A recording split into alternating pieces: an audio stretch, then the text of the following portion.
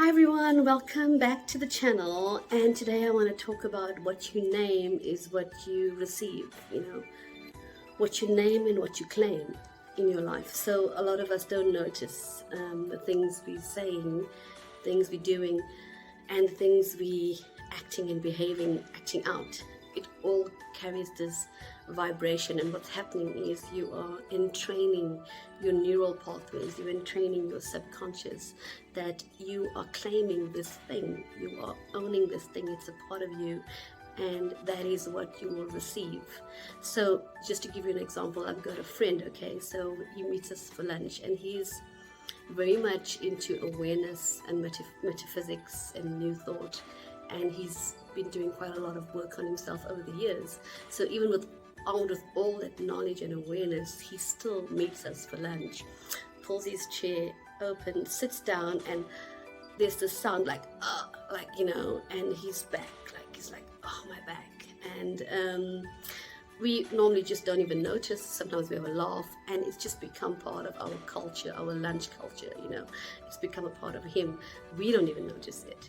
And then we were talking about naming things and how we claim things, and he was claiming his spinal injury. He was claiming how many times he went to the orthopedic surgeon. He was claiming this pain, and this health scenario. He was claiming it as his, and it was manifesting stronger and stronger in his physical reality each time, And once he became aware of it, and once all of us became aware of it at the lunch table, we decided to point it out just to help him, with love.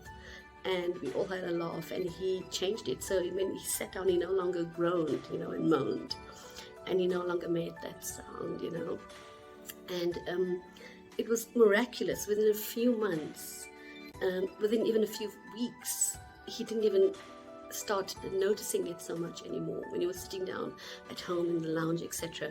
And in a few months, it was miraculously just gone, because what he had done was he started claiming, when he sat down and when he felt it, he was like, I'm healthy, I'm fit, I am in divine health, I'm in perfect health.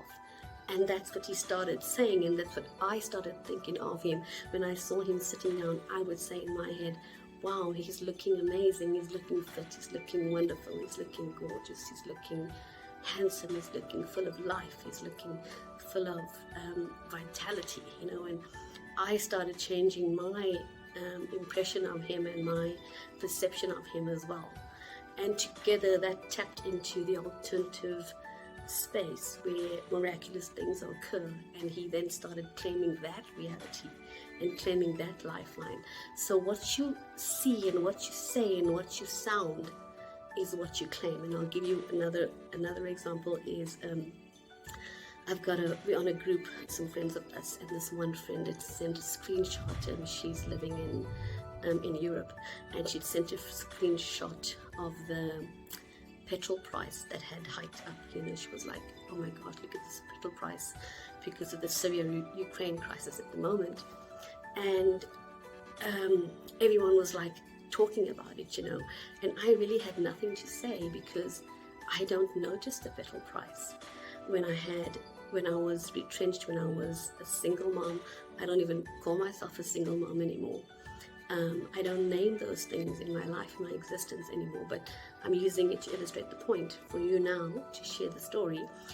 But when I had no money, when I was still living in poverty consciousness, I never noticed the petrol price. It didn't occur to me to look. I couldn't understand what people meant when they said it had gone up by so many cents per liter, because I was ignorant.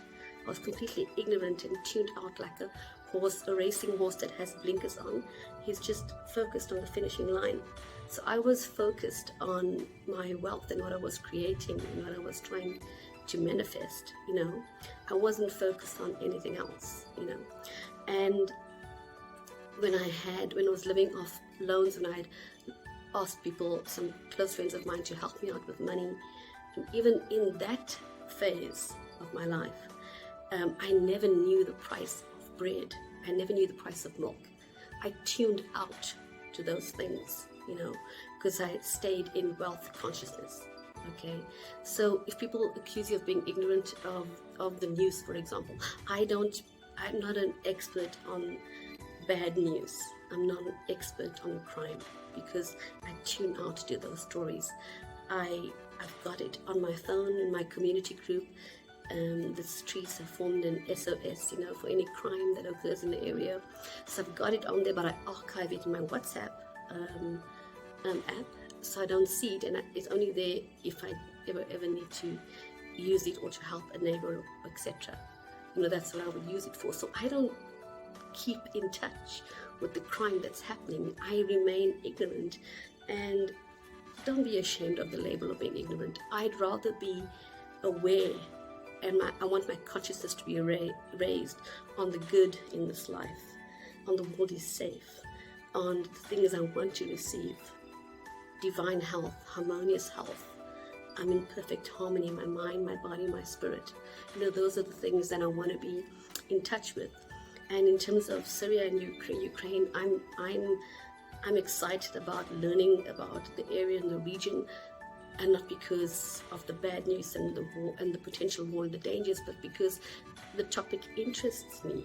So if something is going to interest you, that's a different thing from being scared and living in danger and living in fear.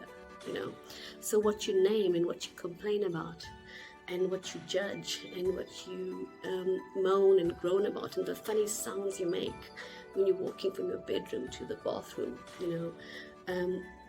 the funny moans and groans you make when you think about the dentist, or whatever you claiming is going to manifest. That's how powerful you are.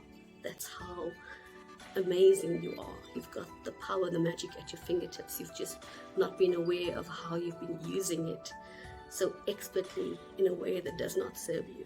Okay, so change it. Be aware of what you're naming, and because what you're naming is what you're claiming. Okay, love you.